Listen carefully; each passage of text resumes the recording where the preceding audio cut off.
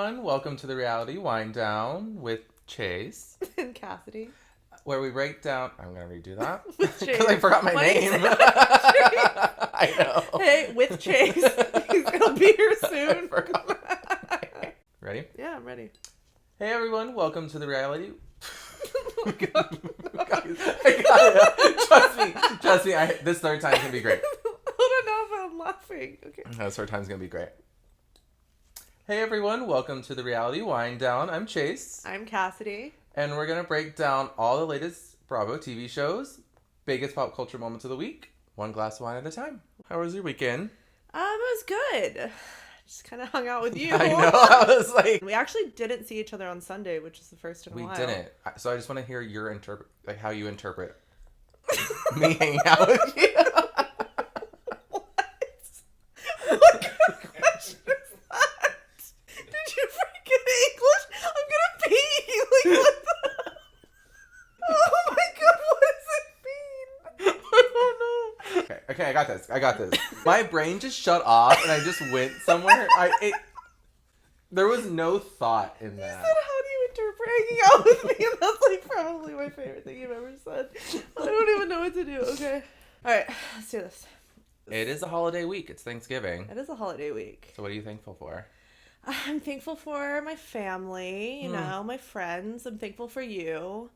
But above all, I'm thankful that we got a new episode of Real Housewives of Salt Lake City early this week. We did, and I hope everyone saw that on Twitter. Bravo posted it. They released the episode early. They did like a little Twitter watch party, and they also released it on the Bravo app. So it was nice. We got to... I think we found it on YouTube, too. I mean, it was just on my TV, like, constantly, so I never knew where it was coming from. I love we say 3 or 4 times. We probably streamed it, like, 20 times. It was just, like, in the background, like, doing things around the house, even. We are thankful for that. That's going to be great. But before we get into Salt Lake City, I did want to play a game. Yes. We are going to each say a tagline, and we have to guess which housewife said it. Okay. I feel like I'm going to be very good at this game. But your brain doesn't work half the time, so we'll see how you do. I mean, I think last week it was 5-0. It was a 0 landslide. being me. It was a landslide. Yeah, 0 being me. Oh, also one thing before we get started. You do get one hint. So if you're stuck on something, I'm allowed to give you one hint throughout the game. Phone a franchise. Yeah, so choose wisely. All right, sounds good. Okay, do you want to start us off? I'm my own boss and it's time for a raise. Ooh. I already want to ask for a hint. But the first one, no. I'm not going to. going to. Okay. I don't know. No, you don't have a guess? Think Bethany. of all the businesswomen and... That's my me. I know it's not, but she's always the businesswoman I think of. It is the owner of Koto Insurance, Miss Mickey God. Gunvalson herself. So, wrong. Did I sound like a buzzer? Yeah, that's perfect. Okay, well maybe you'll do better. Okay.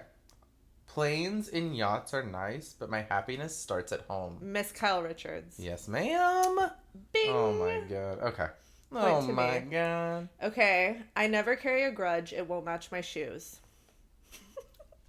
Oh my god, you don't know. I can tell. Of course I don't.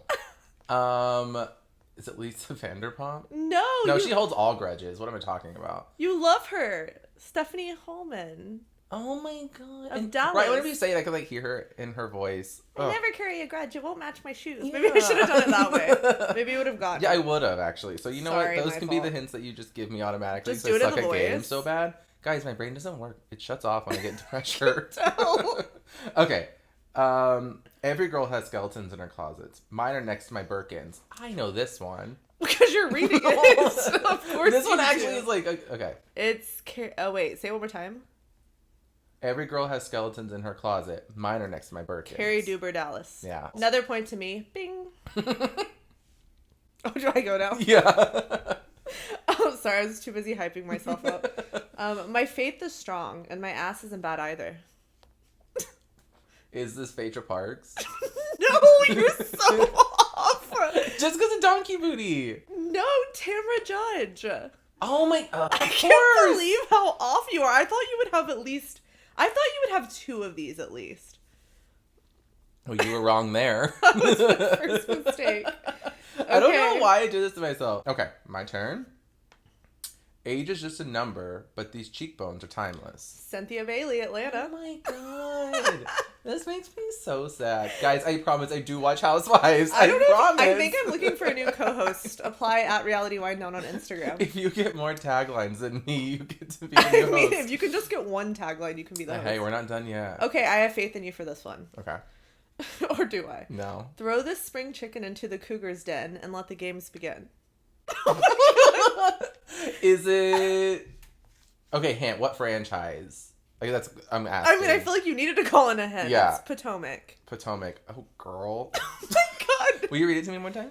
Throw the spring chicken into the cougar's den and let the games begin. Throw the spring chicken into the cougar's den and let the games begin. There's like only one person it could possibly Karen? be. What? Are you serious? What? Ashley. Oh, you don't get a point Ashley for that. Darby, though. I get a half a point. You said you do not get a point for that. Guys, I'm telling y'all, competition makes my brain shut off. I mean, it literally said throw the spring chicken. Like, that just means, like, the young one into the cougar. I'm breaking it down now, like literature. Throw the spring chicken, the young one, into the cougar's den, the older ladies, and let the games begin. I need cliff notes on these taglines. I mean, I can't. Okay, next. Well, it's your turn. Diamonds aren't a girl's best friend. Martinis are. Dorinda Medley. New York. Killing it. Wrong. I'm just kidding. Oh my god. I just wanted to be able to say it. I had a moment, like, I was like, oh my god, did I get it wrong? Okay. You'll get this one. There's nothing gray about my gardens. Sonia Morgan. I thought I saw you black out for another second. I was just like, finally something that I can say I Chase know. is on the board. Woo! So I can still say as a host, because I got one. I'm not even sure you can come back and win at this point. I can't, but we're going to keep going, because I like Let's try. These. Okay. See, I feel like, honestly, probably just because I'm reading them with the names, but this one, it's so obvious. I may not be the sharpest tool in the shed, but I'm pretty. Kristen Takeman, New Yeah. York. Okay, but you're just reading it. I'm reading it, but I always remember she's like, but I'm pretty. I Like, guarantee you, sounds so... I would bet a solid $20 that if you had these, you still would have gotten them wrong. Okay, well, we'll never know, guys. I like to think otherwise. You'll get this one right. You will. I believe in you. Okay, you ready? I hope so. The word on the street is that I'm the word on the street. Oh, that was Giselle. Yes! Two points. Two. I'll take Woo! two. Hallelujah. Okay. In the politics of friendship, I win the popular vote. I almost quoted it with you. It's Carol Radziwill. It is correct. I almost jumped in and said, I win the popular vote. Okay, this one I think is actually really hard. This is probably one I wouldn't have gotten. So you'll probably get it in the first 2 seconds. No. I can deal with a lot, but I can't deal with stupid. Mm. This one I think is like almost impossible. Okay.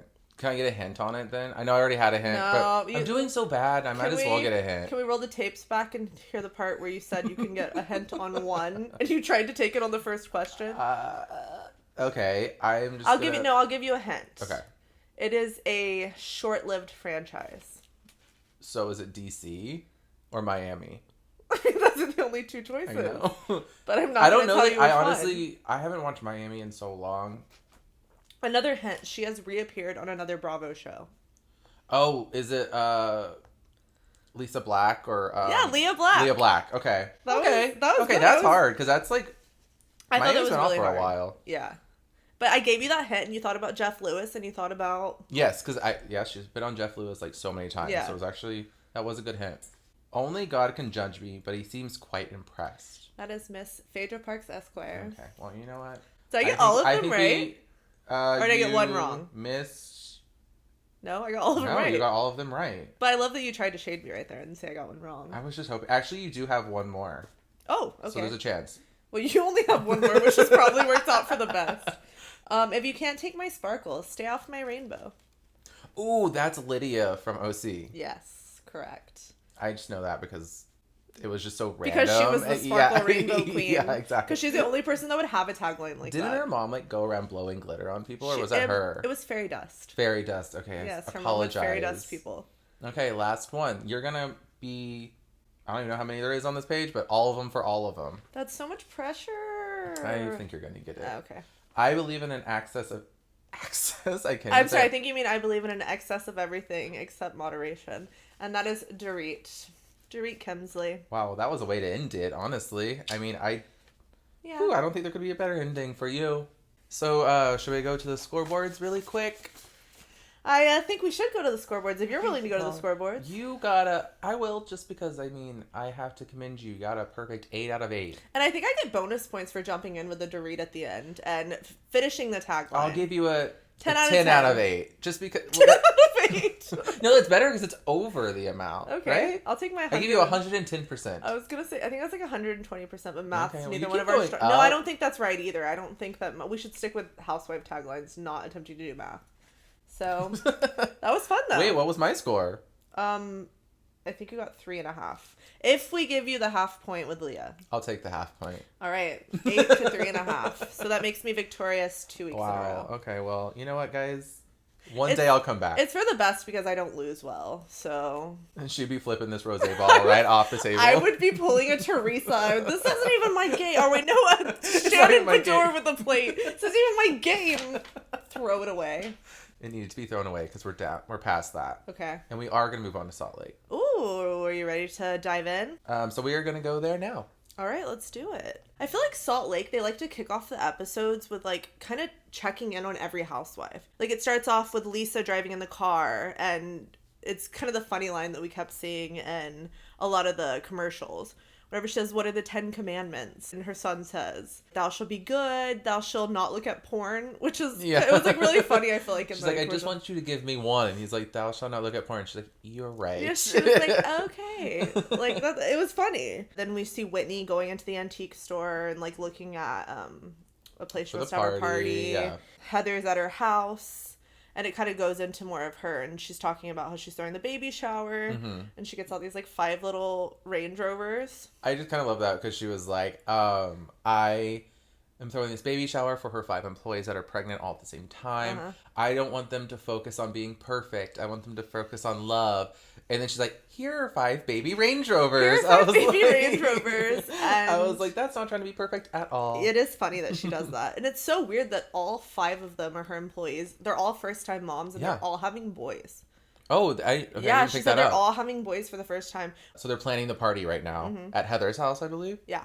And you see Jen pull up in her car, and she steps out on her stiletto heels, like straps, her like tied up. moment, head to toe. It was just great. It's like you're seeing the heels in the snow, and she's just walking in, like, doesn't faze her at all. I literally, one time, I was walking in the snow, and there was a car driving by, and I'm just, like, walking, like, down the sidewalk, slip on some ice, both my feet fly out from under me. That's amazing. Ass on the floor. I just lay there, just accepting that this was horrible. They rolled down the window, and they're like, sir, are you okay? And I literally had to be like, leave me here. Oh I just my need to God. wallow in this moment for a second. So I can't even imagine wearing heels. I was going to say that I can't walk in heels, and I can't walk in the snow. So the fact that she's doing both at the same time is amazing. Once Jen arrives, we do deep dive more into Heather's past and her deep connection with the Mormon church. Because she starts talking about her divorce. I think she says that, I don't think I was ever in love except for a time when I was 15, and the boy didn't even love me back. That was so relatable, but also so sad. That was so relatable. In the sense of, like, you love someone from afar, and you're like, I wish they would love me. I was like, does your man of 8 years know that that's relatable? No. Just in the past, when you're 15. Yeah, I know, but she's saying she never even loved her husband, who she was with for how long? And she basically they stayed together for the church. Are we supposed to love our partners? But no, but it was interesting because that's how she was really telling us that Mormon comes first in her heart, and she would have stayed in that marriage. She would have done anything to be the perfect Mormon. Don't you feel like sometimes it's kind of, like, contradictory, though? She's saying, like, everything in the Mormon church is so perfect, like, you're attaining perfection. Mm-hmm. But then she sits there and she's like, but it's obviously not realistic, and blah, blah, blah. But then she talks about how, like, the number one thing that these moms are going to be focused on is being so, like, the perfect wife and the perfect mom. Like, that's what you're trying to attain in Mormon church. I do think that's a consistent thread. Like, with she Heather. Talks about that a lot. Like, sorry, not also, like a contradiction, but she talks about that a lot. I just also think she's trying to figure herself out. So Yeah. she goes back between strong Mormon values, like being perfect, and also trying to be like, that shouldn't be what I focus on in life. And I think it really weighs on her because she mentions that there'd been 4 generations of no divorce in her family until her. Yeah. And I think that was obviously really tough on her. Yeah, it was good to see her background. And we quickly, after she kind of talks about her marriage, we go over to Meredith's house. And we get to meet Meredith's other child and get to see Brooks again. Yeah, I mean, her daughter Chloe walked in like a supermodel. I was like, wow, like she really looks like a model. Watch out, Amelia Gray. Watch out, Amelia Gray and Delilah Bell. Watch out, Scott Disick. Yeah. There's a new girl in town. There's a new girl coming into town. Coming to the universe. Although, no, she's too old for Scott, probably, because I think she was 21. 18. Oh. Corrected, 18. So that's more Scott's level. So maybe she should watch out. Yeah. So they come in, and it was really funny. Meredith's over there trying to make margarita, and she forgets to put the cap on the margarita. Turns it on, and it just goes everywhere. And I was like, that would be me whenever I'm like trying to shake like a mixed drink, and the cap just falls off, and I'm still shaking it, and it's going everywhere. I'm sorry, you were cheering with the eggplants surrounding. Yeah. Oh yeah, we also have eggplants as our background. If you watch Potomac, you'll understand. Yeah, we didn't just have like a weird party. Like, there's a reason that this setup is happening right now. Yeah, so we'll talk about that. We'll talk about that at the Potomac, but just to point out the obvious if you're watching on YouTube. To point out the eggplant in the room. Yeah. So back to the annoying scene with Meredith and their children. Oh, you just jumped right into saying annoying. I did. I couldn't hold back. But you say there was a big blender theme in this episode because she has the blender. And then Brooks got on the blender and was trying to make almond milk. And then later on, we see Mary's husband using a blender. I saw someone pointing that out on Instagram, and I was like, why so many blenders? But yeah, I think that Jen's sitting there with Meredith because she comes over to her house next. And I think Jen's really having a moment where she's saying, like, I really love being around Meredith because I struggle that my husband's gone a lot, which she hadn't said yet until that scene. She said, I really feel like I'm around my family when I'm with her and I'm with her children because my boys are gone, like, at school a lot. And it was, like, a really cute, like, bonding moment. It was, like, me and Meredith have this friendship, and we've gotten closer because her husband's not here either. He's in Chicago. Mine's working. And it kind of builds up to being, like, Jen sees herself as a part of the family. Yeah, like, she basically sees her as, like, their aunt. And she makes a comment, like, which I thought was kind of random, but she was like, oh, your mom's really good at high kicks or something. And it was just, like, a joke. It was, like, offhanded. And I feel like the daughter was like, oh, I want to see what these high kicks are. Like, what are you talking about? What are you talking about? So Jen, honestly, I don't know how she even did it. She flipped around on the couch and her facing away from him. She had her dress, like, she flipped the other way, and she just kind of kicked her leg. She did not show Nothing anything. was showing. Nothing was showing. I firmly believe that nothing was showing. And her legs were pointing opposite of where he was sitting. Like, it's 2020. Everyone wears Spanx anyways. Also, who cares? So the reason why I'm getting annoyed is because Brooke, in his confessional, which now I'm annoyed he even gets a confessional because he doesn't deserve it. But he was like, what did he say exactly? He's like, her vagina was in my face? He literally said her vagina was in my face. And I think it's really inappropriate. Like, she's acting... He was basically saying that she was acting, like, disgusting, like a mess, like, out of control. And she wasn't. She was not at all. No. I'm just like, where do you think he learned that behavior from? I don't think... His mom, I think... She actually, okay... She's not that bad. I don't know. I feel like that's not very her. I felt like she was surprised when he acted like that. But she didn't condemn him. I felt like he was parenting her. It flipped around to where, like, he it was acting like I didn't like that. The dad to her and, like, saying, you know.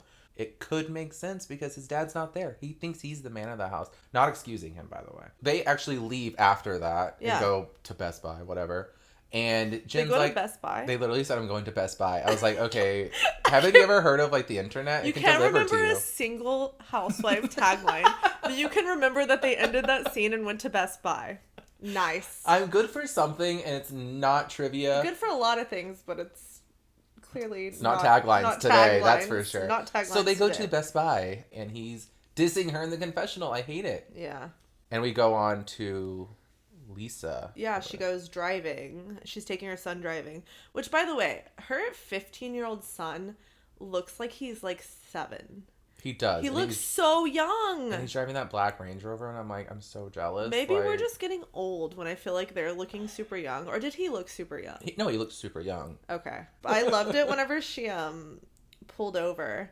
at the end of, like, when they were driving during their whole lesson. And I'm pretty sure she just had him take her on this drive so he would go get her a Diet Coke. Because then they pulled up and she's like, go get me a large Diet Coke, easy ice, girl, extra lemon. Or that's something. Gonna be you. If you ever had kids one day, you would 100%. have them to get them to take you to Taco Bell, Diet Coke. But I feel like if that isn't you ordering that Diet Coke, making your kid drive you there, I don't know what is. Diet Coke, extra ice. No lemon, add cherry. Thanks. Side of scratch off, please. Side of scratch offs, please. And then where'd we go after that? And Mary and Meredith are having dinner. And we kind of really dive into Mary's past. She's like talking about her son has a girlfriend now and she's not happy about it. She's like, his birthday's coming up. Yes. Sorry, I have to pause I feel like you have a good thought here. No, I just like, can you believe that Mary and Meredith are the ones at dinner connecting over their husbands? Like, that's just such an odd pair to me. Oh, it is to be weird. having this deep conversation. Sorry to cut you off. It's just like, no, when I saw that scene, I was like, this is such a weird pairing. It was weird that they were both talking about, like, it was so hard to stay connected to their partners for a long time. But Mary starts talking about her son, and she's like, he has a girlfriend. Like, we used to spend every one of his birthdays, he said where he wanted to go, and we'd go. We went to Japan. We went to Dubai. Like, she said all these different places. I was like, okay, how spoiled is your son right now? That he gets to pick a location on his birthday and go? I just love to imagine her son being like 4, and he's like, Dubai. And she's like, we're going. Mom, Grandpa, can I go to Dubai? Like, I don't even gonna catch that one. Mom, Grandpa, yikes. Too much? No, Too just much? just right. Yeah. So they get into Mary's relationship in the sense that she says again it was an arranged marriage, and that she felt like once she had her son, the relationship simply became a partnership. Which is what she even goes back more on, because she's like, when I got married, I was 22. Like, I disconnected from my mom because she didn't approve. And then she even gets a lot deeper and is like, I didn't have sex with him on my wedding night because I had like a 2-week period, I think she said. No, a month period. She said month. 28 days, I think, later.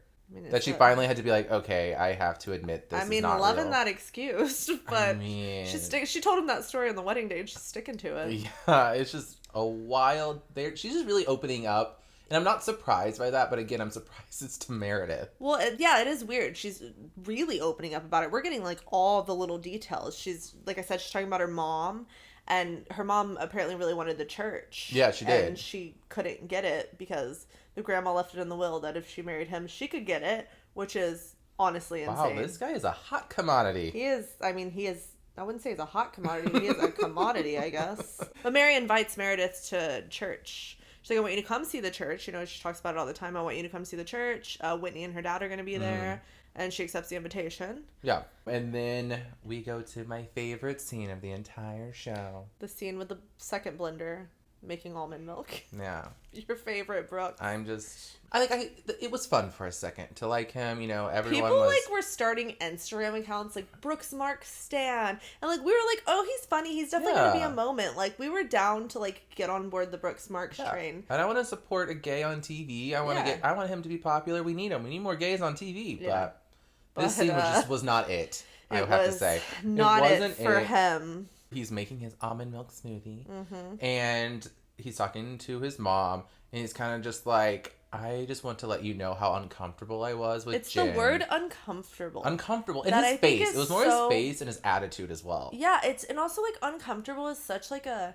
she really did something to you. Yeah. I think that's a big word. He should have said, didn't love what was happening. If that's how he felt, which I still think is ridiculous, by the way. He should, hey, Mom, did you find that weird? Yeah. That was, kind of weird to me. Hey, is she always like that? Do you act like that when you go out? If that's what he's worried about, which is still, I think, ridiculous. She's an adult. She can act however she wants. She's your mom. And it was nothing. She didn't do anything wrong. Yeah, we're talking something actually happened. Exactly. She, kicked her legs a few times on a couch. Exactly. She did nothing wrong. So he's over there having an attitude, and he's like, I just don't approve of my mom having a relationship with someone that acts that way. Which, by the way, if my child said to me, oh, you're hanging out with someone like that, someone that acts like that, I'd be like, what did they really do? What did she do for you to really be uncomfortable? Yeah, what are you offended about?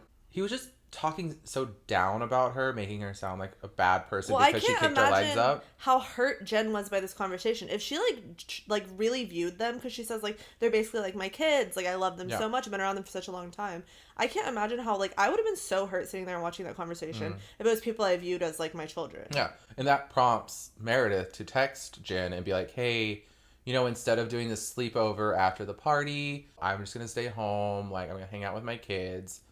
And it kind of just prompts Jen to be like, I mean, something had to have happened because like, why is she doing that? Like, it's not normal. The last thing I'm going to say about Brooks before we leave this scene. Before we leave the Brooks stands behind. He's not a housewife. No.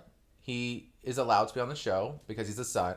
So I get it. Yeah. But he's only on the show to promote his brand. Mm-hmm. And by seeing that on social media, it just makes me more annoyed. So I'm like, you know what, girl, get your brand, but no, your mom. Like that. This is your mom's gig, not yours. 100%. Stay out of the drama. We're not going to buy your fashion line. Bye. Yeah. Oh, bloop. Bloop. Sorry, we're done with that scene. We are not buying any Brooks Marks in this house. No, we are not. And then we go to Mary's house, though. Hard right turn. That was a hard right turn. We will not be buying anything that Mary is wearing either, because she is wearing like warrior princess leopard outfit with this crazy headband. You don't mean that was not right off the runway? It was probably Gucci, Chanel, whatever she wants to say it is. I'm sorry, when's the last time you were just chilling around the house and you like strapped on the wildest headband I've ever seen? Okay, the headband was pushing it. I feel like you need to look back on this look at some point and tell me that's I'm gonna come over next week and I remember Best Buy, but I don't remember her look. You don't remember her crazy leopard outfit. Okay, well that's crazy. But she just is talking to her husband, which that's where the third blender comes in. And he's making like a fruit smoothie, whatever he's making. And they're talking about sending Robert Jr., their son, to boarding school. Because she wants to get him away from his girlfriend, basically. Just so crazy. Just like casually, I'm going to send you to boarding school talk. She's like, and it's in LA. I'm like, you're telling me he's not going to go find like another girl in LA? Yeah, like, exactly. Alone at boarding school. And then after that, we head to church. Ooh. Mary's church, where we get to see her preach for the first time, which is exactly what I thought it was going to be, to be honest. Give me an ounce of energy that she has on that stage. I know, right? Like, go girl, give us everything and more. I was like, girl, give us too much. She was doing the most, and she got, I mean, but it's crazy when you look around at some of these, like, churches like that. The people in there were so into it with her. It was like... The people behind her were crying, or behind Meredith and Whitney and Whitney's dad were crying, like, sobbing. Yeah. She walks up to Meredith and Whitney and her dad and like prays with him. Daddy Steve prays with him, and he gets visibly like emotional about it, like because Whitney says she feels like her dad needs a place that he feels accepted and loved, because she feels like she is providing all of that for him, and that's not healthy for him or for her. Yeah, I mean, I don't know if we want to get too much into it, but there has been alleged rumors that her church is a little bit of a cult. So to see Whitney's dad in a weak place, and this place is possibly a cult, it worried me. Like, that's... I have to say. Mary kept saying, she's like, we accept him. And I'm like, oof. That is a lot. Worried me a little bit. Cannot imagine. Then we do a hard 180, and we see Jen getting dressed, practicing her 1920s glam with her Shaw Squad, and her Shaw Squad brings her a tequila with a lot of fruit around it, which was like the cutest thing I've ever seen. It was cute, but did you notice that there were people in her Shaw Squad that their faces were blurred? I did. I was like, is there bad blood there? Did they not want to be seen on TV? I was just very curious. It was like, a little fishy. One of the guys that brought her the shot's face was blurred. Yeah, and I was then just we noticed okay, another girl's face was also blurred. Yeah, I was like, this is interesting. She's saying her squad is so tight. Yeah. And then 2 out of like the 6's faces are blurred out. Maybe it was a they're little in like interesting. the witness protection program or something. Oh my god, we have to ask her that. And can we take the places of the 2 Shaw Squad members? It's like, we'll be there tomorrow. Can we join? And then after they go to Heather's baby shower. It's the baby shower of the 5 pregnant girls at the same time. The 5 boys. It's actually a really pretty shower. I mean, they're in all white. It's done up. It's actually kind of a small scene for how like pretty. It's very angelic. It's a very pretty shower. I think she said she has 20 employees, and 5 of them are pregnant at once. Is that 5 girls going on maternity leave? Like, what is... Oh. Does she have any staff? Like, what do you do when that happens? She's going to have to get 15-minute baby parking, like, in the front. 15-minute baby parking. Oh, my God. You're right. You're really right. She's going to have to change those signs. Yeah. I would say the one thing I got out of this scene was Jen finds out that Mary was invited to Whitney's party. Mm-hmm. And while they're talking about that, Jen also finds out Meredith went to Mary's church. Woo. So she gets mad. She's like, why are Meredith and Mary hanging out so much? I don't get it. And you can start to see the clear triangle that's forming with, you know, Meredith and Mary becoming friends mm-hmm. and Jen being on the outside. Yeah. Jen's getting absolutely livid about mm-hmm. it. We head to the second party of this episode. Isn't it crazy? We're 2 parties deep in one episode. 2 parties deep in one episode, and I feel like it's like 4 parties already on the season. Yeah. Like they're really doing it. They are. So this one is a 1920s party hosted by Whitney. It's in a cool little like prohibition speakeasy thing. Like, is it a 1920s party though? Because I see so many like random people sitting around in like sweatshirts and like jeans and like she did not rent out the space. We have to remember it is season 1. The budgets are low. So she did say at the beginning, like when she was looking out or looking at the space, she was like, this is only a party for 30. I thought they would give them like a separate room or something like this. No, they are in the middle of the bar for a little party of 30. It was weird. It was a little bit weird. So that leads me to, I mean, I know it's supposed to be this 20s party, but then there was like cowboy strippers and so maybe the cowboy strippers. Are we supposed to hate that? Well, no, we love the cowboy strippers.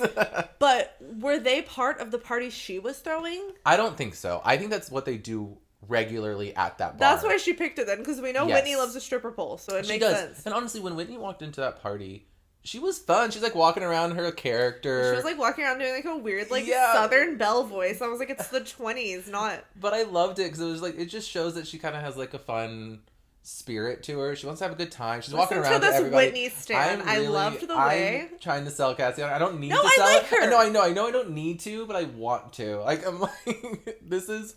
Well, I mean, me standing Whitney right now, and I'm saying I felt like the only person who didn't really follow the dress code was when Meredith walked up in her bell bottom. Yeah. It's like, okay, 70s. Yeah, I mean, but then seeing all the other guests, it was fine that she was in her bell bottom too. And then, of course, in Jen Shaw fashion, she walks in the most elaborate dress, a train with men carrying it through this bar. Remind you guys, this is not a private party. This is a bar fully activated. But don't you think they probably thought fully activated? Don't activate me. Yeah. I mean, that's... Who was that? That was on Summer House. Did you watch Summer House? Yes, I did. I was trying to remember where that came from. Fully activated. Don't activate me. You're activated. Activated. But she walks in and she has those 2 guys carrying the train. I'm like, this is wild. But don't you think that Jen probably thought the whole place was rented out? Like, I would have assumed if I was going to this party, the whole place was going to be rented out. Maybe.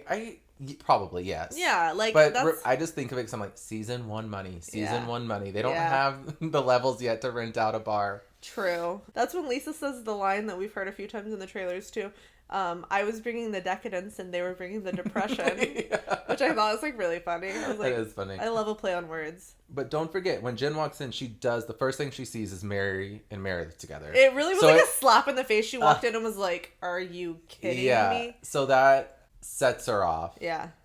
What did it set you off? And that's the first person. I'm like, you could not have planted that any better. And I probably would have reacted the same way. You would have lost it. Ooh, I would have lost it probably. Like, let's be real. I would say I wouldn't, but I mean, and I think we see the trailer for next week. And Jen is screaming. She's storming out of the party.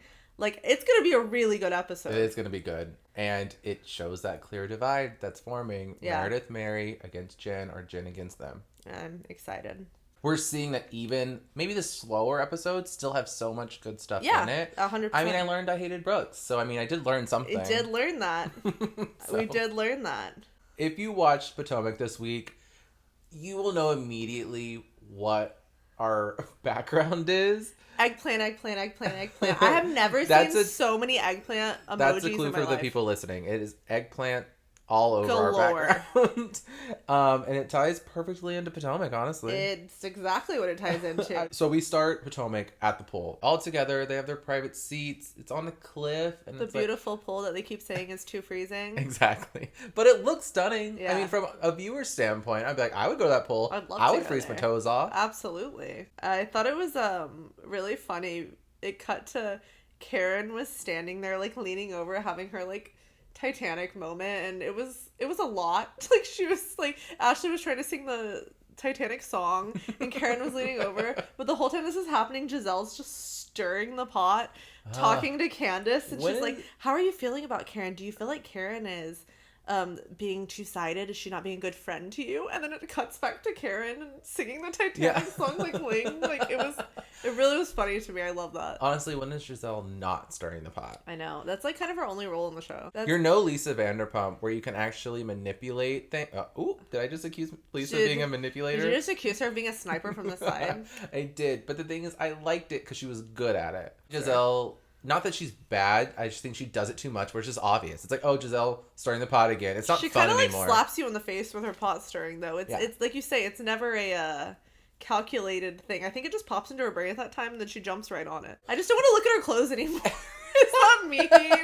Is that mean? We never said Giselle was a good dresser, so no. I think you're being honest. She's so pretty, and she's no Dorit. Where's the... Oh my god. Speaking of Dorit, she posted a look on Instagram this week that was Louis Vuitton trench coat head to toe, and I was like, oh my god, if I was rich. Back at the pool day, they did have a little moment with Candace's song I See You that she had written for her husband. And sang and performed at her wedding for him. Sang and performed. I mean, the confidence to... Are you shocked with Candace? No, I'm not shocked by that at all. I didn't think she was a bad singer, but Giselle in her confessional was like, anything would have been better than the version that she sung. Are you shocked Giselle is shitting on someone? No, I'm not at all. But it's like, I just don't understand what Giselle's doing to be hating on anyone else's career. Because later on in the episode, she also starts just, like, pooing on everything that the Grand Dame is doing. Also. So it's like she just wants to hate on everyone all the time. But then have nothing. I guess she didn't sell enough of her books about the church lady. The First Lady Church book, whatever it was called. Girl, she won an award that was, like, given to her off of, like, a folding table. Oh my god, you're right. She did.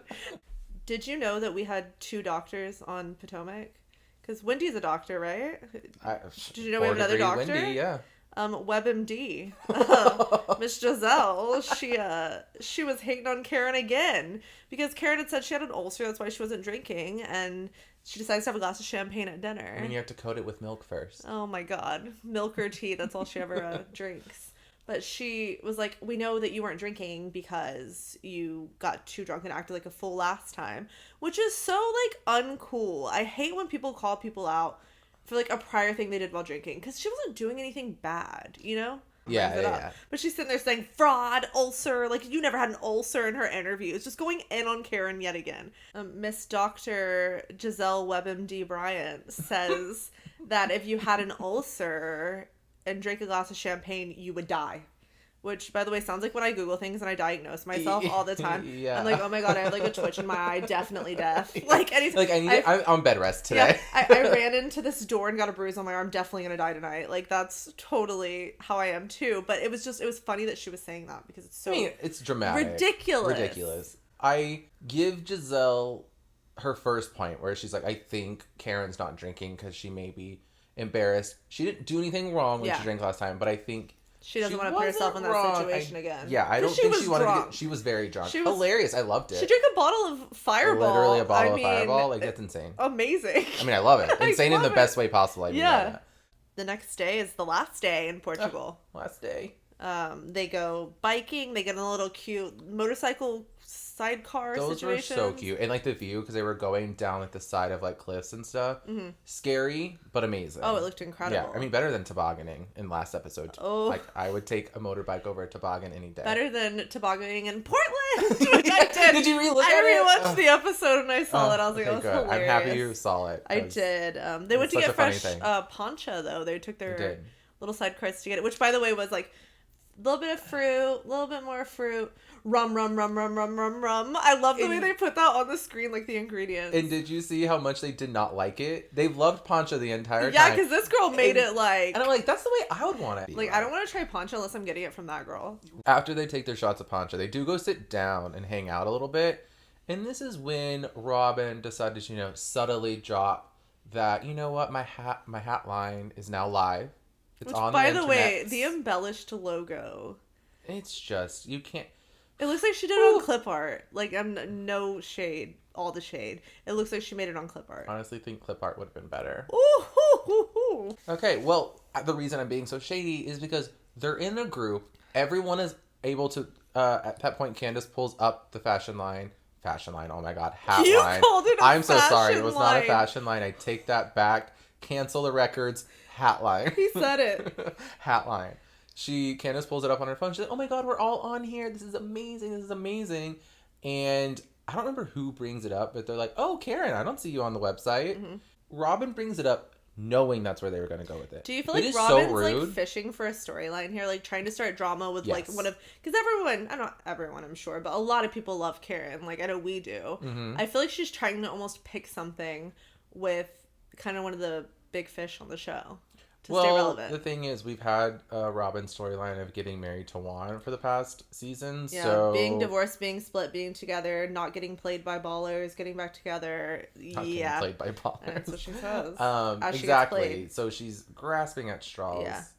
And Karen goes in her interview and she just kind of looks at it. She takes it really well, actually. Yeah. I probably would have been so pissed. Because, by the way, like, none of the pictures look any better than hers did. They're good photos of all of them, and I thought Karen's pictures were fine. And I think this actually secures our thought in saying that Robin's trying for a storyline. Yeah. Karen saw it. Karen's like, she's going to come for me. Mm-hmm. She's trying it. Yeah. Not letting her have it. She just said in her interview, she said it so well. She said, all right, thank you. Next. Drops the hat. Drops the hat. Ugh, that was a moment. Perfect. Because like you said, I would have gotten mad too, but seeing it played that way, like Karen playing it that way, I was like, couldn't have done it better. She did a really good job in that.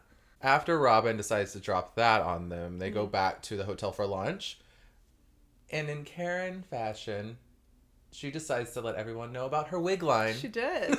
And again, handling it perfectly. Yeah. She's like, I'm not going to give you this moment. I'm actually going to announce my wig line. I'm starting my own business of wig lines. And of course, Giselle takes this opportunity to shade her perfume and her wig line. And you see some clips of like, oh, it's in the, what did she call it? It's in the discovery phase. The discovery phase. And Giselle's like, so do you have a project? She's like, we're discovering. And it's just so funny. Again, love that Karen. She's like, wig line. Yeah. Thank you. Yeah, wig line on top of the perfume. She's becoming a regular housewife businesswoman. Yeah. Those are classic housewife things to launch. Perfumes, wig lines.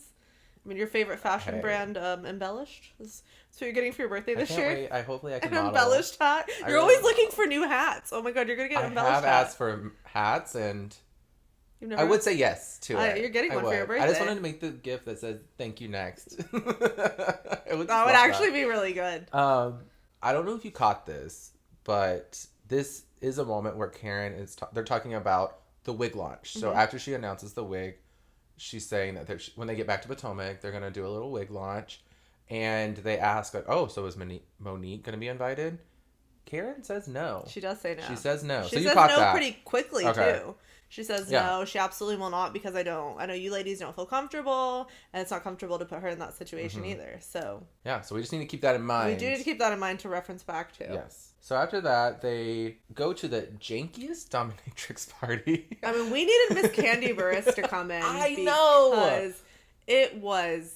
I will say, though, the food looked incredible. I will say the food setup was great. The food, the chocolates, everything they'd made looked amazing. But wasn't it weird? It was set in, like, the boardroom of the hotel. Oh my god. I know, and there was like windows everywhere. Yeah. I was like, all of Portugal, I mean all of America has now on television. Yes, too. Yes. But like in all the moment, of Portugal, especially when like Candace was crawling around on the floor. Yeah. I will say Candace was best dressed. Candace I'll give her that. is the only one that really brought it. Yeah, I would agree. Which no. We don't like giving Candace credit, but she brought it in the fashion department for sure. This amazing dominatrix night is actually hosted by Ashley and Giselle. And for what reason? I have no idea. Yeah. I think it was just an excuse to try to get everyone dressed up and talk about sexual things. Which is, like, totally fine, but it did seem like a stretch. In the boardroom. Yeah, in the boardroom. Of a hotel in Portugal. Yeah. But we learned a few things about a few people. What did we learn? I would like to hear what your thoughts are on what we learned. I think we learned a few things about Miss Karen, and one of them is that she has a vibrating pillow, and she says it... And I think Wendy says to her, so you dry hump a pillow? And she says... And she's like, honey, it's not dry. It's not dry. But I would... Oh, my God. Okay, I'm going to say something disgusting, but a sopping pillow? Why did you have to say that? I think if I had to envision that whenever Karen said that, everyone has to. It's like, how many gross ways can you put it? A sopping pillow, a moist pillow. And it's like, no, my God, I didn't need the visual, let alone to think about it in 1,000 different ways. I just want to know, does she wash said pillow after every use? Stop. I mean, I hope so. Ashley talks about... I was going to wonder if you were going to say it. Yeah, her and Michael picked up a girl, like, the year before she had the baby at an EDM festival. David Guetta concert. At Martin Garrix. And then it flashes back before she also did it at a David Guetta concert. Wow. And I think Candace says, what is happening at these EDM festivals? And as someone who, like, goes to some festivals, I wasn't surprised. Not that I Do you want to tell us a story about an EDM festival? Oh my God, absolutely not. Okay, I was just wondering if that was your intro. Like, being around the vibe of it, I wasn't that surprised. I'd be surprised if I was at a festival and I looked over and it was Mickey Darby chilling there trying to pick me up. For a second, I was like, who is Mickey? That would be the shocking part to me. I mean, Ashley, not surprising, but if he was just in the crowd, like, I think imagine a creepy guy, like, the crowd splits and it's just Michael Darby staring at you. He's like, yay, me. Come on. So you wouldn't say yes. Oh my God. And that's when Robin, likes to say, we're having a great time. I think this is the first trip where we haven't fought. Like, getting along. Yeah. Ashley turns to Candace and she's like, we are now in costume. We're now role playing. So, now that you're in character. Scene. So Monique asked me to write a statement about you. Okay. And I did. Okay. And I'm giving very Pete Davidson energy. Okay. Yeah, Okay. And I just wanted to let you know that I wrote about the times where you were rude to me whenever you tried to throw a butter knife at me. And I just thought you should know that.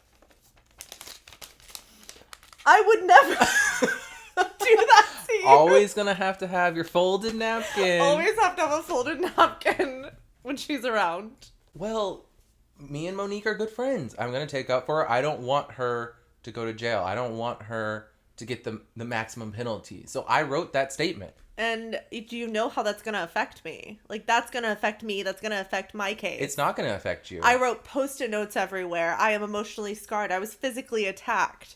Which, by the way... Monique can go to jail. This is how much I do not like Candace. I'm having a hard time even playing her character. The fact that she sits there and makes it like she was so her side.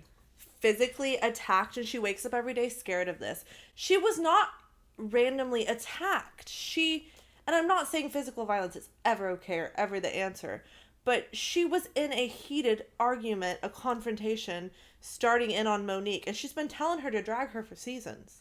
No. And she finally did. For Candace not to understand why Ashley wrote this statement blows my mind a little bit. I'm not saying she couldn't be annoyed. Well, I think it's against Candace her. really thinks in her mind that she did absolutely nothing wrong in this situation. I think so too. Ashley even made a point to say that I only said things in this statement that were already out, that was on film, that you wrote on Twitter, that everyone has already seen. Like, right. Ashley stays very calm, very cool, very because all the girls are coming at her. Yeah. Did you notice during the fight, Wendy had very strong opinions against Ashley, and she was pretty much saying Ashley only made this statement out of revenge against Candace. Right. There was something on Twitter I saw, and I wanted to get your opinion on it. Brittany M. Donald tweeted this, and she said, raise your hand if you think this should be Wendy's first and final season. My hand is raised. Okay. I go either way. I don't know. I feel like she's getting better. At the beginning, when all she could talk about was, and a lot of respect for all of her degrees, but that's all she talked about every single episode. I feel like since it's been brought up to her, she's definitely cooled it past that. Yeah. When she said she was named after Wendy's. A couple of scenes that I've really liked her, but other than that, she's kind of not brought me much. Yeah, well, almost 5,000 people agree with you. Really? I was shocked by how many people were like, yeah, I agree with that. I feel like people really haven't been like that into her, so it doesn't surprise me. Once Ashley removed herself from the situation, everything turned to Karen. Because she's sitting in her corner. She's not saying anything. Unbothered. And we've seen in previous episodes, she's not really on Candace's side. I'm not saying she's not sympathizing with Candace, but she's not against Monique. She really, and she says it, to me, she seems like she's 50-50. Yeah. Like, she really is pretty much dead. She's Switzerland. That's how a lot of the viewers feel. I haven't seen anyone that's, like, really really sticking up for Candace. I've seen a few people that have stood up more for Monique, which is crazy. Yeah. I mean, it's more just like everyone's like, let's just baseline condemn violence. Yeah, and then from there, sure. It's Monique, I think. It's Monique, like, on for Monique's sure, side. because people cannot stand Candace. So they turn on to Karen, all the girls, and they're pretty much like, give us an answer. Whose side are you on, essentially? Like, what is your thoughts? Mm-hmm. And Karen's like, well, y'all don't know everything that I know. Mm-hmm. I know more about this case than any of the girls in here do. Whew. And we find out that Monique showed Karen Candace's statement. Yes. And it highlights a part that says, Candace admits to releasing a glass, and it's shattering. And this whole time, Candace is saying, I didn't do anything. I did not do a single thing. And she does admit that she releases the glass. So yeah, that's... and releasing the glass means that she was throwing it at Monique. Right. Plain and simple. So Karen has this piece of info, but she doesn't want to say it to the girls. She wants Candace to do it. The best part about this entire fight, too, is there's little eggplant emojis floating around, and they're all standing there in these bras and panties and having this fight. It's hilarious, and in front of all of Portugal in this boardroom. But it's so funny. She's screaming, like, F you, blah, blah, blah. Just eggplant bouncing around. Like, at least like 3. It's yes, not just like one. It's so funny. They're not small. They're big. No, they were not. They were big eggplants.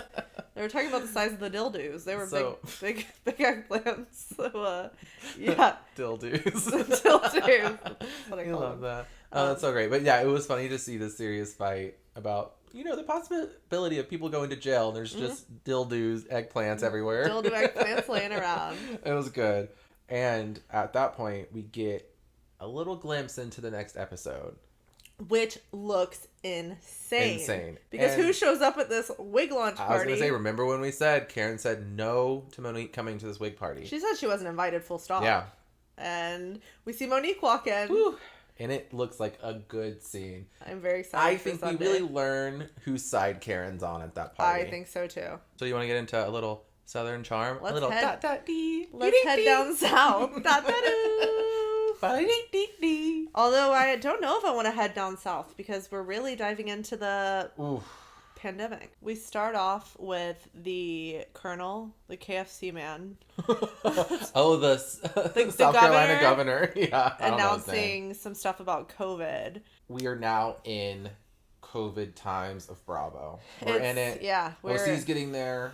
Now we're getting in Southern Charm. It's March on there at this point because it says 7 days before the shutdown or like 5 days before the shutdown. Mm-hmm. And then it flashes us back a week earlier.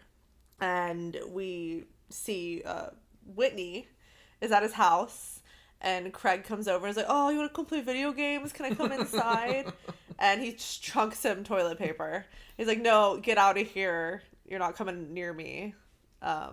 Which is, I mean, I think we all remember the time we couldn't find toilet paper. It not seems good memories. Like so long ago, but it was only, I mean, I know it was long ago, really, if you look at the year. But, I mean, that was really only a few months ago. It is interesting to look back and it's at that point I feel like we were taking it seriously. Mm-hmm. I mean, I don't know if Craig was really taking it seriously yet, but everyone else was kind of like the giggly serious where it's like, oh my god, this is crazy, we don't have toilet paper, can't wait for this to blow over, not realizing that now I think we're 10 months later, we're still in the thick of it. So it's triggering and also interesting to see like where people were at the beginning. For sure. Do you think that historians in the year 2080 will revert back to Bravo footage and see how everyday Americans were dealing with the pandemic? Yes, they're gonna look to Shep, Craig, and Austin as the leaders Shep's and his big words. They'll go straight to him first. They'll be like, it was a plethora of a thesaurus of hacky sack information, and he loves to use big words. Like hacky sack. The word won't even fit in the conversation, but as long as it's the longest word he can think of, then he's gonna use it immediately. It's one of the times, it said a week before the lockdown, and you see all the girls go over to Catherine's house. I have a question. So at this, Catherine's not there when they show up. Yeah. And I wanted to ask you, how long would you wait for a friend if they did not show up? If I called and you said like you were like 10 minutes away, like that'd be fine. But if you like invited me over and I was like sitting outside, because I feel like Danny is so chill, she just like showed up and she probably was sitting there for like an hour because she knows what to expect with Catherine at this point. I feel like she was just chilling because she's done this before with her. This is a recurring thing with Catherine. And I think Leva was more annoyed because she showed up. She's like, I have kids. I have things to do. I had a babysitter for this, and I'm sitting outside waiting for you to help you. She's there to help her, by the way. If you didn't call me and I was waiting more than 30 minutes, my ass would be out of I would have left. I just don't have time. Like, I don't even have anything going on. I don't have time for it. Yeah. Catherine is always so scattered, but she's even more scattered right now because Thomas is... She just has found out about Thomas is having a baby, and it cuts to her interview, and she's like juuling on her vape or vaping on her Juul, whatever you say. She's definitely more angry that he is having a boy because she's like, and it's a freaking boy, because I think that she's mad that her son is not going to be the only one carrying on the Ravenel name. Interesting. Which, by the way, does anyone want to carry on the Ravenel name? Disassociate myself with that name, if anything. If I was the son, I would change it to like Ravenclaw. Like I'm now Saint Julian Ravenclaw. Like I would not want to carry on the name of Ravenel. So like whenever they actually did get in the house, because Catherine finally showed up, it was just like a little funny scene where they were going through all of this stuff, and Leva holds up this like glittery bag thing. Yeah, and she's like, "Is this a child's crop top?" And she was so serious too. And it was literally just it was like a shopping bag, like a bedazzled purse. Yeah, purse. Which, by the way, like, girl, she could have just, like, you know, like, looked at the bottom. Like, whenever I go shopping and I'm, like, looking to see if something's a dress or a romper, you just pull it. Like, she should have just pulled from the bottom instead of it open. And it was definitely not a tip. The romper thing. Oh, sorry. Next time you're shopping for your dress or your romper. Honestly, I've always wanted a man romper. Next time you go shopping for your romp-hem or romper, just be sure to pull, and that's how you'll know whether or not it is a dress or a romp-hem. Thank you for that tip. You're welcome. We go from one disgusting house to another. Craig and Austin's house. I mean, at least Catherine's was unorganized because she was moving in. Yeah, like hers wasn't nasty. It was just unorganized. It was unorganized, but Craig and Austin's was actually nasty. Can you imagine the smell of walking into Craig and Austin's house? It would just smell like stale beer. Stale beer and body odor is all I can imagine. But the worst part is these are grown men. These aren't 20-year-old college kids living this life. Like, they're like men and like well into their 30s. You know, Craig can't even handle it. He has to move out. He can't handle this lifestyle. He cannot. He's like, I'm just pressured too much to go out for margaritas on a Monday. It's like, or you could just say no. Or just say no. And also, it was his ideal. Also, he's the one that starts it every single time. But what we do get out of this is they kind of do like a recollection of the night before. They had been at girls' night, yeah. Like, they'd been out for boys' night, and then they'd been at, I think, the dinner at Leva's. Mm-hmm. And they came over to... They just happened to be passing. I think Pringle was, like they said, white girl wasted on his way out, and they run into each other. Yeah, and so they're all together, and Pringle uses this opportunity to hit on Madison in front of Austin. And I'm like, dude, we still don't even know who you are. Why are you hitting on Madison? He literally says to her, I'm conflicted about my relationship with Austin and how much I like you. Like, you don't know her, A. This is their second scene together. Their second time, like, I think even meeting, let alone scene. And secondly, you don't get to decide, hey, I like you, I'm conflicted about this. That's not how relationships work. No. Like, I don't think she's shown any interest in him at all. Like, she's very much with Austin. Yeah. Also, I don't understand why she would even be into Pringle. And the fact that I remember when he was talking to his sister and he showed a picture of her, which was so weird, and she was like, oh, that's just your type. I mean, has he been pulling girls that look like Madison? I mean, I feel like any guy that like can fake that he has money, or who may not fake that he has money, acts like he has money available to him, maybe that works for him. Maybe he's doing that. Maybe he's flaunting the name of Charleston he has. She seems pretty into it. I don't know. I honestly, I hate to break the fourth wall a little bit, but I think it's all being orchestrated behind the scenes by Patricia. Not even behind the scenes, honestly, in the scene. They're planning on going to a dinner later in the episode, and Pringle's like, oh, I need to get ready. I need to look good because I gotta impress Patricia. They almost treat her like the godfather, like the godmother of like all of Charleston. It's like, you gotta kiss the ring, you gotta... Yeah. It's wild. Why does she have such a pull? And I get that she's rich and she's a name in Charleston, but why is everyone so obsessed? This lady is that is when we find out that Patricia did say that she had drinks with Pringle. Her and Whitney had drinks with Pringle, and it shows the shadiest line of them all from Patricia saying, because Madison is obviously on Pringle's radar, as we're saying. And he says, but she's with Austin, so I think he was going to try to respect it. And Patricia says, not for long. Like, who even is he? Yeah. His beer is in 3 stores. She deserves Budweiser. Like, he's no Budweiser. Which is so nasty. Such a rude thing to say.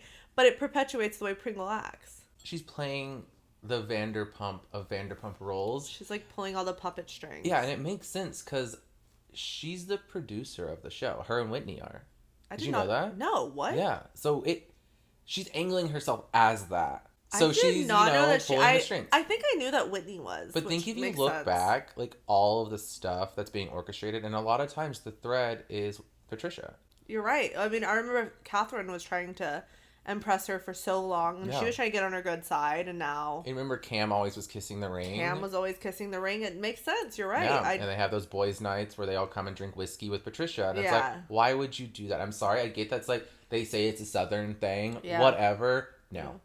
If Whitney and Patricia are so obsessed with getting them together, it seems like it's only because Patricia loves Madison. Why doesn't she just try to set Madison up with Whitney? Like, Whitney is still very single and, like, 50 years old, and she seems to love her so much. Like, why not try to hook her up with your son? Probably because he's too busy sleeping upside down in his coffin. Didn't Whitney Shep said that about Whitney one time, remember? Yeah. I was like, I've never heard a truer thing been spoken. That is so funny. That is such a good line. A funny moment for me was whenever Pringle was getting his bedding ready for his kids to come visit, and he's wearing this shirt that says dad jokes, and it's like a fuel thing, and it's all the way full. And I was kind of like, oh, funny, whatever. But in the next scene, the very next scene, cut to, Shep is playing tennis with his girlfriend, and he's wearing the exact same shirt. I was like, what? A, this is the worst shirt I've ever seen. B, two of them are wearing it, and they were wearing it at the same time. And we're supposed to think that Pringle and Madison are a good match. Yeah, exactly. I can totally see her being into that. I mean, how much she hates Shep. Him and Shep are wearing the same shirt. The connections are too close. I mean, they went to school together. They're basically the same person. And she can't stand Shep, so why would she really be into Pringle? I mean, at least Pringle's a dad. Shep's not even a dad, and he has a dad joke shirt on. After a great dad joke shirt combo, we get a little bit more into the COVID stuff, and it really hits with Leva, because Leva is a restaurateur. She owns bars. Her and her husband do. And it goes into the thing that, a lot of people went through. She's having to make the decision, how do I stay open? I'm going to have to let people or lay people off or furlough them, however she did it. And we're seeing the behind the scenes of that. Right. Where she's having to plan once the shutdown goes into effect. And you can tell she's in the process of building a new place, too. Yes. Like, they're in the construction zone of her new restaurant. As she's saying, I can't keep 100 employees salaried. She even says, like, because, I think a lot of Americans did, a lot of people in the world, you try to support takeout, and she says it's just not sustainable for our businesses. That's the hard, I mean, not that COVID isn't hard to relive anyways, but those are like the rougher parts to watch almost. Yeah, where you see... Like the toilet paper and stuff is annoying, but it's funny, but seeing stuff like that is really... And that's why it's you see Shep, Austin, and Whitney and stuff like that making a joke about toilet paper and stuff like that. It was good to have Leva really bring the realization, the seriousness of these shutdowns and the Which COVID. I feel like is kind of her role this season, and she's doing a good job in like several different ways of doing that. She grounds the show, I would say. She's grounding the show a lot. I think that's what Cam used to do. And now Leva's doing, which is great because they're best friends. Completely agree. It makes sense. It makes sense, you're right. Yeah. Those are my main thoughts on Southern Charm. Did you have anything extra that you were thinking? I mean, I definitely thought it was strange when Catherine kind of acted like she didn't realize Corona was a real thing. Like, we're mid-March at this point, and she's still planning on going on this New York trip, and her boss at Gwen's is like, no, Catherine, I don't think we'll be going on this. I don't think showrooms will be open. And Catherine just says, oh, I should probably Google this thing. It sounds serious. Yeah, like, do you not turn on the TV or even, like, your Twitter feed? Like... I mean, I think that it's said later in the season, too, and I know it's kind of on a different way, but they say Catherine's in her bubble. It's almost like she was in a bubble with this as well, not realizing that COVID was really bad at this time. The only other thing with it was that Craig is a conspiracy theorist. It went back to a scene where he said if he got a shot, he thought he might start walking backwards. And you can just tell that he's one of those people that was not taking it seriously at all. And he was sitting there hacking away, coughing on the phone. And I was like, I'm pretty sure that he looked like he had coronavirus then. I mean, I'm sure he didn't. But... I guess this is a wrong time to say that I thought Craig was so hot in this episode. Sounds like you was attracted to, and I'm going to say my favorite word, chaos. That's what I'm saying. You were saying all those things, and I was like, should I say it? Should I say it? Okay, I have to say it, because I was thinking it. When he was in that bed scene, talking to his parents, I was like, that is a man right there. When Craig showed me all those red flags, is when I really fell in love with him. Like, that's basically what you just said. I'm sorry. It's my truth. I'm going to stand by her. Okay, Chase Conover. I think that's it for Southern Charm. I think we should end it on that note. I think we're going to end it on that before you keep going down this hole. Do you have any hot takes from the Bravoverse this week? I do. I was scrolling through, I think, like, the Daily Mail or the Daily Sun, and I saw that Luann has a new man. She does, and I'm here for it. And I saw she met him on a dating app. Oh, really? Yes. God, I wonder if it was like Raya, or is she just like on Tinder? Yeah, because he's like, I don't know if he's like a celebrity trainer, but he's like a Hamptons trainer. I like to imagine that Luann's laying in bed scrolling Tinder. Like, that would be so much more fun. That's what I'm like. I'm actually curious. Tinder. I want to know what app she's on. I would love to know that too. Because I do picture her just like scrolling through. Well, she said she met him like, I think at the beginning of COVID, so like they've kind of like kept, like they took things really slow, and now it's like heating up, and she's being spotted a lot of places with him.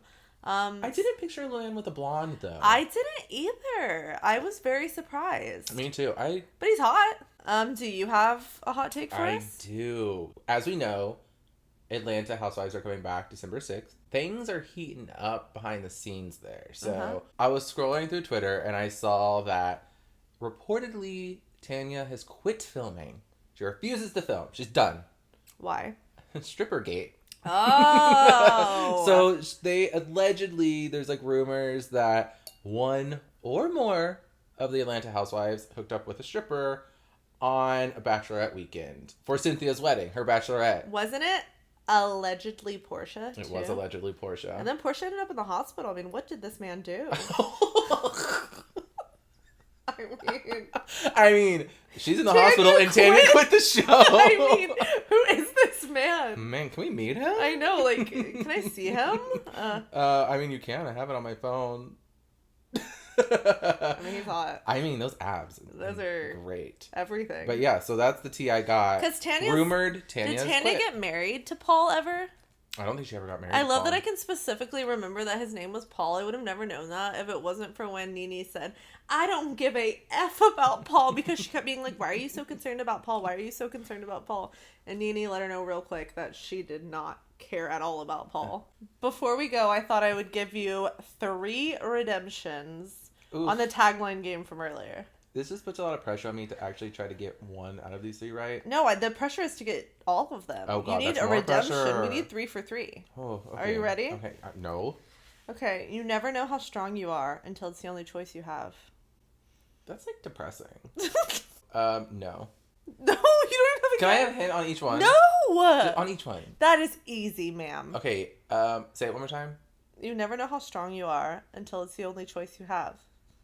Is she like a bodybuilder? Is it Teresa? Yes! Yeah! I put it together! I don't think that was the reference at all. It was because of everything she went through, and her husband was sent away. Oh, I mean, I forgot about that. She went to prison. I honestly thought this was about her bodybuilding journey. Linked up with it was, oh, she's a bodybuilder. Makes sense. Strong. That's where I God, I can't wait to see how you combine this one. I may be 2 people, but I'm not two-faced. Oh, is that Leanne Locken? No! What? Leanne Locken did Two-Face at the Halloween party that one time, remember? Who is literally 2 people, 2 personas? Who? Okay, you have to give me a hint. No, I don't! Okay, Tamara Barney. What? Why? You gotta give me... I'm gonna close this. What is the reason for it being Tamara Barney? Because she's the one that's always Two-Faced. Oh my God, it's Erica Jane. Erica Girardi. Are you serious? No, I kind of remember it now. Oh my God. Okay, this is your final one. I got one so far. And the way you handled that one, I don't think you stand a chance. Don't call it a comeback. Call it a takeover. He has no idea. Guys, help me. I need a hint. She's the bone collector. Oh my God. Or the bone carrier. Sheree Whitfield. She by Sheree. Yes, ma'am. If you would have said, I'm not jogging, but these are my No. I'm not jogging, and neither are my She by Sheree joggers. That would have given it to you, I guess. I think I would have gotten that tagline. I think you would have gotten that one. Guys, I did get better. I got 1 out of 3. I mean, we'll call it that, but your reasoning for getting it was honestly the best thing I've ever heard. Oh, God. Well, you know what? Happy Thanksgiving to us. I hope everyone has a great Thanksgiving. Cheers to that. Bye, guys. That was so good. I'm so glad we did that.